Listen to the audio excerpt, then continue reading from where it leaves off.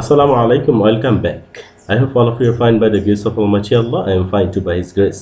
Dear viewers and listeners, আজকে আমি আলোচনা করতে যাচ্ছি সাফিক্স প্রিফিক্সের পর্বের অ্যাবল শব্দটি দিয়ে কতগুলো নতুন শব্দ তৈরি করা যায় সেই বিষয় নিয়ে। অ্যাবল একটি অ্যাডজেক্টিভ ওয়ার্ড, অ্যাবল অর্থ সক্ষম করা, অ্যাবলের সাথে ওয়াইডি, আইটিওয়াই, আরএসটি, এমএনটি সাফিক্স যুক্ত হবে এবং প্রিফিক্স হিসেবে ইউএন, আইএন, ডিআইএস, ইএন যুক্ত হবে।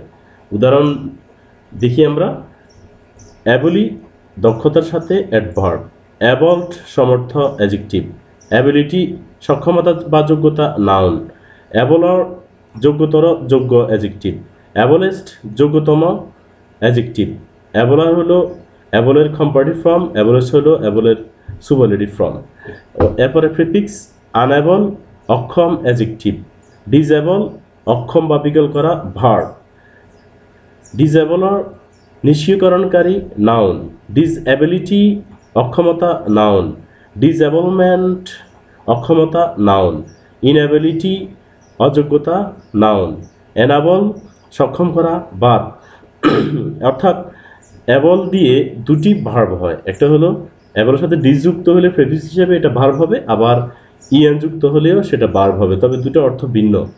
অর্থাৎ ডিসঅ্যাবল বিপরীত শব্দ সক্ষম থেকে অক্ষম করা, আর এনাবল হলো সক্ষম থেকে সক্ষম করা। অর্থাৎ আমরা আজকে জানলাম যে অ্যাবল শব্দটি দুটি ভার্ব হয়, ডিসঅ্যাবল এবং এনাবল।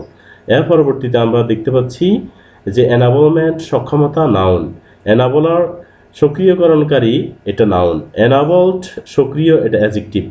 ওকে, তাহলে অ্যাবলের সাথে যে সাফিক্সগুলো প্রিফিক্সগুলো যুক্ত হয়ে নতুন শব্দ তৈরি হয়, এই বিষয়টা নিয়ে আজকে আমরা জানতে পারলাম। আশা করি অনেক উপকারে আসবে আজকের ভিডিওটি।